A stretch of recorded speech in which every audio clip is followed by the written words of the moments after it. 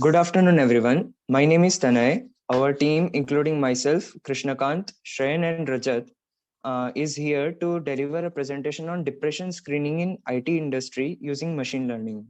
Under the guidance of Kavya Priya ma'am, we welcome the reviewers for our project, Onaraju sir and Yashaswini ma'am. Starting with the introduction, I want to emphasize upon what is depression and why have we selected the particular project. Depression is a common mental disorder characterized by persistent sadness, loss of interest, and inability to carry out daily activities. People with depression often experiences loss of energy, change in appetite, sleeping disorder, anxiety, reduced concentration, indecisiveness, restlessness, worthlessness, guilt or hopelessness, and thoughts of self-harm and suicide. It is a serious concern because it affects more than 300 million people every year, especially the young generation. A depressed person is affected in each way from mental form to physical form. Depression can lead to suicide if untreated. Hence, taking the seriousness of the issue into consideration, we proposed a questionnaire based ML project that analyzes and categorizes the person suffering from depression with the help of supporting papers published in various renowned journals around the world. Now I would request Shayan to take over. Good noon, everyone. So, this project aims to be a part of the progress of humanity towards better mental health care. It uses a machine learning approach that poses questions and determines the presence and type of depression based on the answers given by the user. Machine learning models take the role of psychiatrists and therapists. It's a cold, non judgmental software interface that the user interacts with, simply given a platform. Now, let us see some of the existing systems. The existing system suggests therapy or consulting a psychiatrist, which is a costly affair. Another major problem is that people are hesitant to open up with the strangers, and there is no assurance that going to a therapist will help unless he or she is a expert psychiatrist. Most of the online tests conducted today use Goldberg's depression test. It is a simple, self-administered screening test for depression. It is an online test consisting of 18 questions that determine the level of depression in a person. This approach is outdated for modern situations as it doesn't take into account other factors like family and work relations. Another approach is to use facial expression analysis to detect depression. This approach is unethical if done without consent and is also not a good way for detecting depression since people can hide their emotions well. Another major issue with detecting depression using facial expression is that it cannot differentiate between sadness and depression. Another popular approach is to use sentiment analysis to detect depression. This approach uses a person's social media to look for posts that suggest that a person might have depression. Now, my friend Krishna Kant will be continuing with the presentation.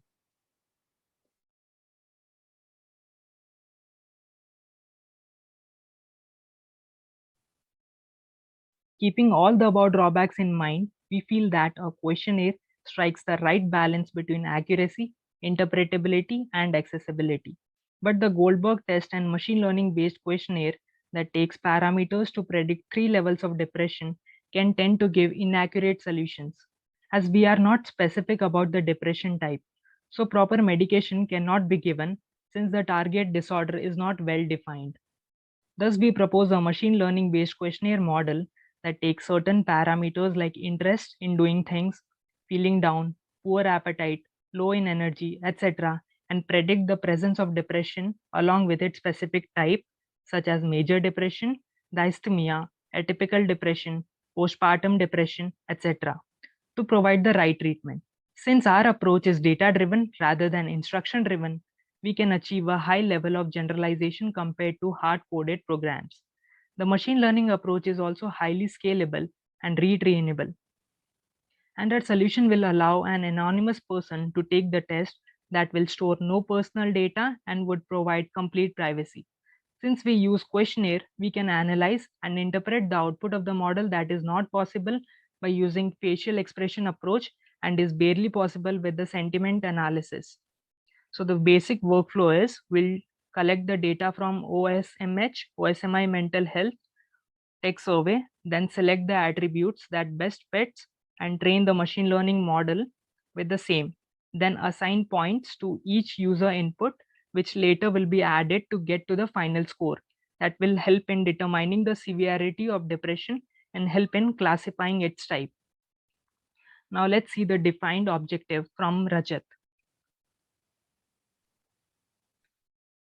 Our objectives are to develop a real-time application model, to explore different machine learning algorithms and to find which suits best for the prediction, to apply different feature engineering techniques to select relevant features or to create new features from a large number of features, and to study and evaluate the performance of different classifiers of machine learning and deep learning using performance metrics such as accuracy and precision, to provide an accessible, affordable way to screen specific depression types using the questionnaire, to provide reliable and accessible individual solutions and advise the patients based on the predictions made, and to visually represent the predicted result for a better analysis.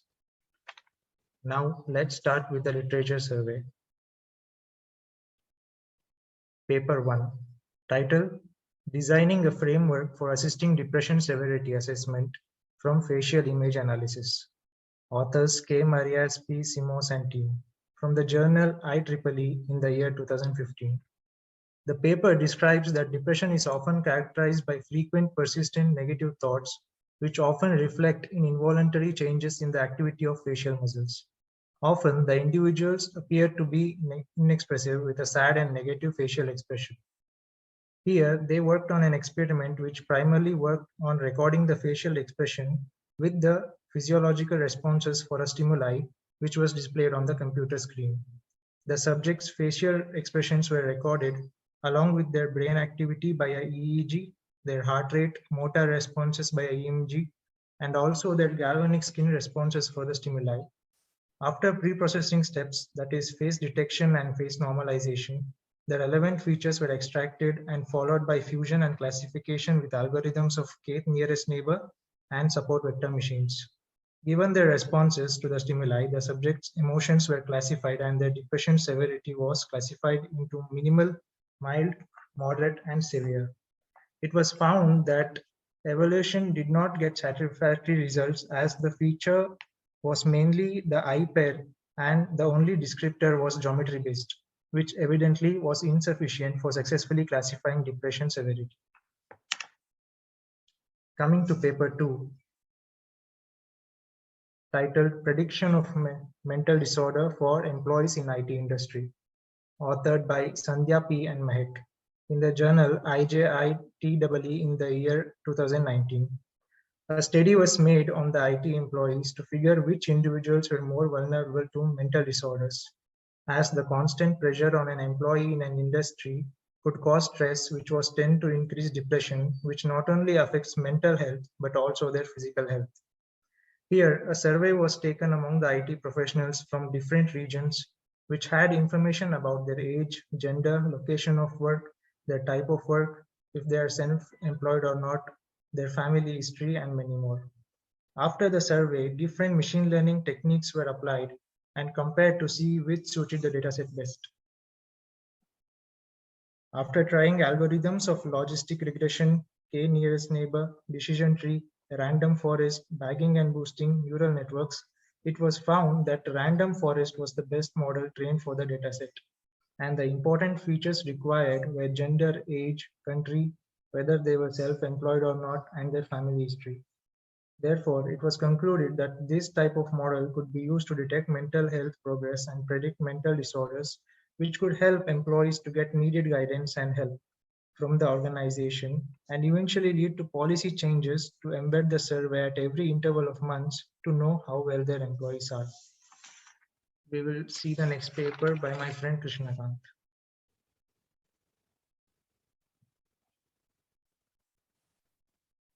Paper 3, titled Machine Learning Techniques for Stress Prediction in Working Employees, authored by Aditya Vivek Tota and A. Dharun, published in the journal IEEE in the year 2018.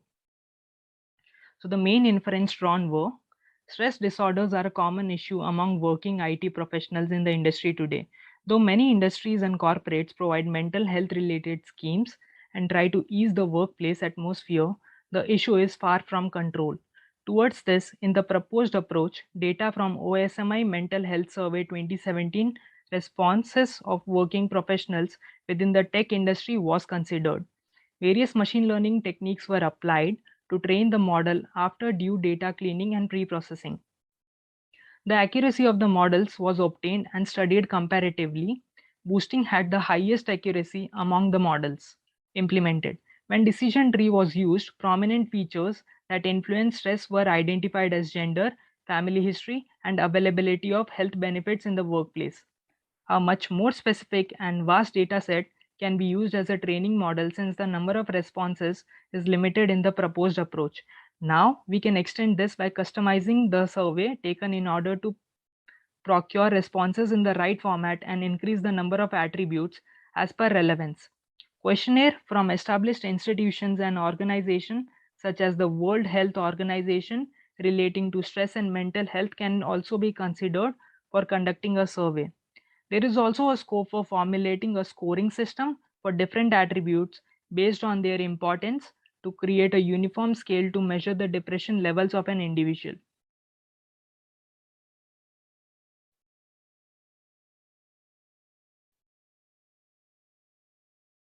Paper 4, titled Data Mining Approach for Diagnosis of Anxiety Disorder, authored by Sylvia D. Monte, Takshata Panchal, published in the journal IEEE in the year 2015.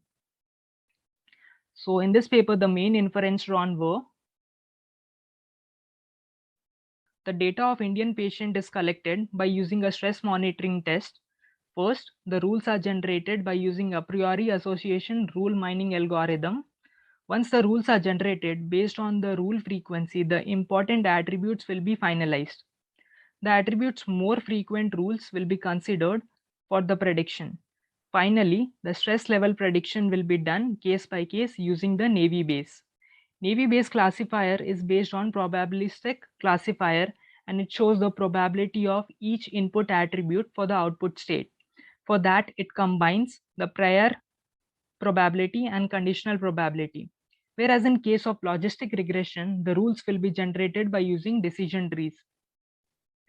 As the rules are generated using decision trees, only medically significant rules will be generated. Example, with the decision tree, consider the root node as activity and the location as work. Then the path such as if activity is equal to eating and location is equal to work, then the stress level will be high, will be considered. While if activity is equal to professional meeting and location is equal to work, then stress level will be high, will be pruned for accuracy as in both the case, the output is same despite the different activity. The main limitation is if the test data has a categorical variable of a category that wasn't present in the training dataset, the Navy Bayes model will assign it 0 probability and won't be able to make any prediction in this regard. Also, the a priori algorithm suffers from some weaknesses in spite of being clear and simple. The main limitation here is the costly wasting of time to hold a vast number of candidate sets with many frequent item sets, low minimum support, or large item sets. Further papers will be explained by Shayan. So, paper 5, titled Social Media as a Measurement Tool of Depression in Populations, authored by Munmun Chowdhury, Scott Counts, published in the year 2013 in journal One Microsoft Way. So this paper tells us how to use social media as a measurement tool of depression. The main goal of this paper is to develop a probabilistic model trained on corpus to determine if posts could indicate depression. Using the model, they introduce a social media depression index. They may serve to characterize levels of depression. The major issue identified was the limited number of participant responses, which makes it difficult for agencies to track and identify risk factors that may be associated with mental illness. They examine the potential of social media as a new tool for mental health. Platforms such as Twitter and Facebook are increasingly gaining traction among individuals, allowing them to share their thoughts and emotions around a variety of happenings in everyday life. The emotion and language used in social media postings may indicate feelings of guilt, helplessness, and self-hatred that characterize depression as manifested in everyday life. Additionally, depression sufferers often show withdrawal from social situations and activities. They use a supervised learning setup for classifying whether or not a given post is depression indicative. Although the analysis of social media postings makes it possible to track depression levels in ways that are not feasible offline, there is an inherent population bias in their study. According to Pew Research Center, among the 74% of the American adults who use the internet, only about 8% report using Twitter. This research revolves around analysis of individuals' health and leverages information that may be considered sensitive. Hence, there is a threat to individuals' privacy. Moving on with the next paper,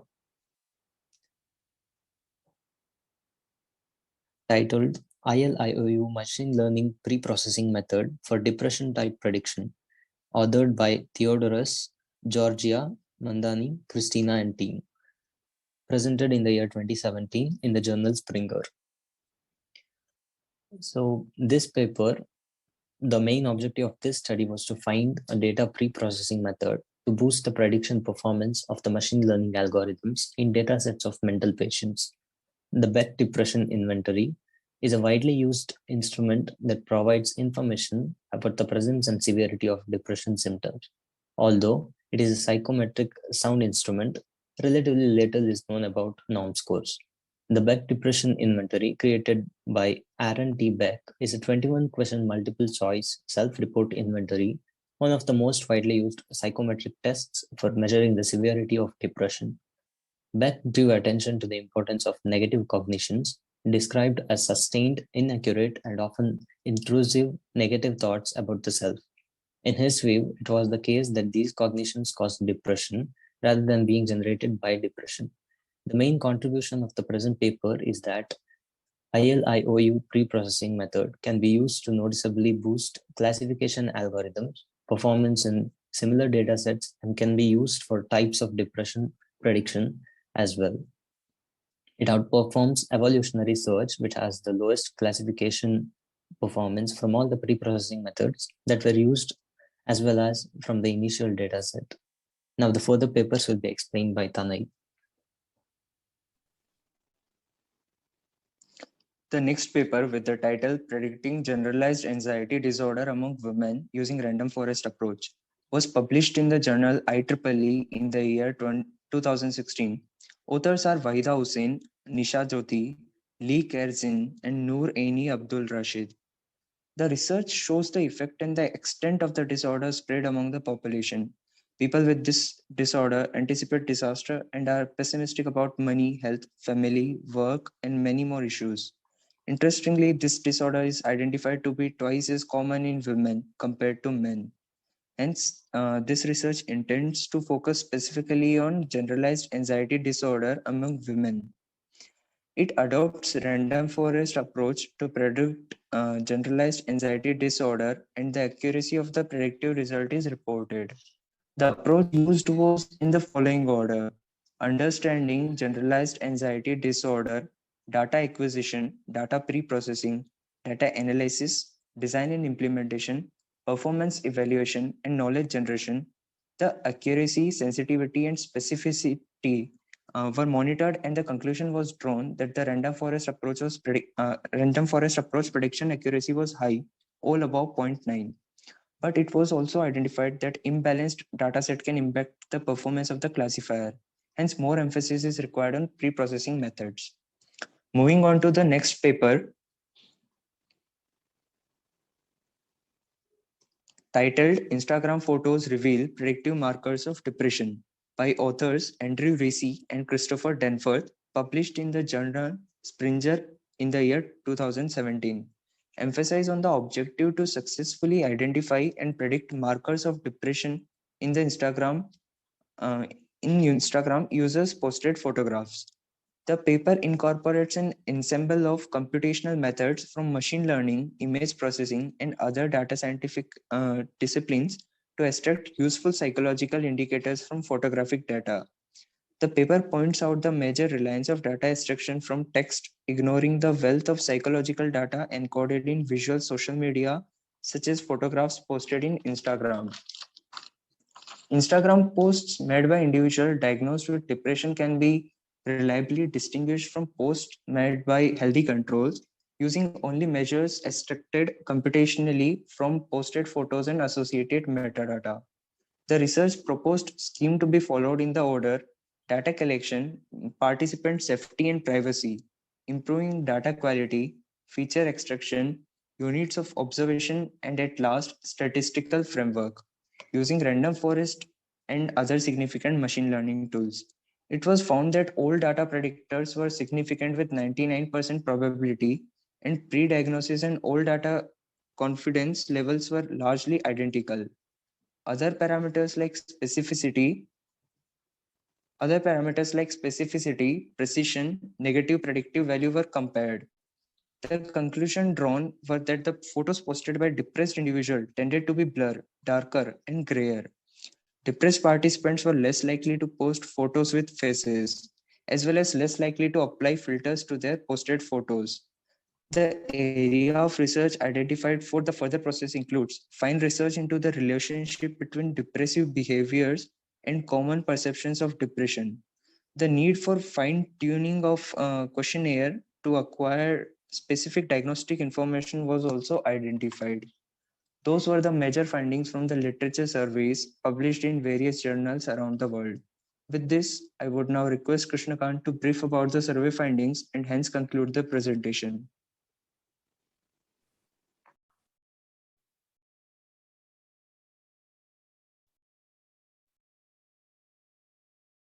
So we found out that the questionnaire approach was the best way to solve the problem of depression. Other approaches such as sentiment analysis, facial expression analysis, and emotion signals to detect depressions were considered, which weren't that effective. Most of the sentiment analysis uses social media sites such as Twitter as the data sources. This limits our sample set to people who are using Twitter. Further, the person should be posting tweets regularly and should show depressive symptoms in their tweets. This limits our sample size even more.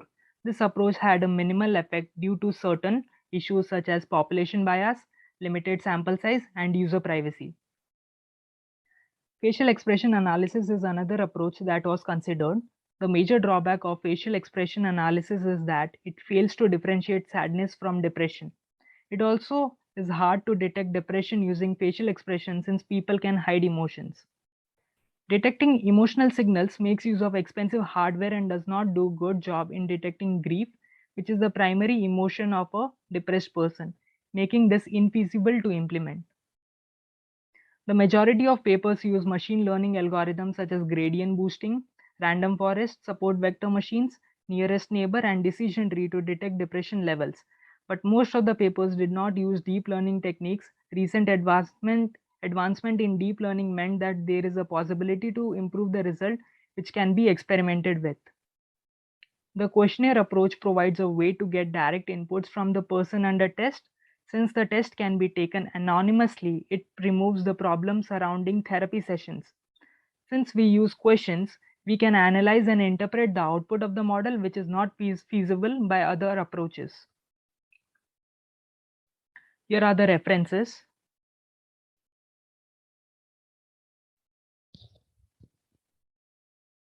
And that ends our presentation.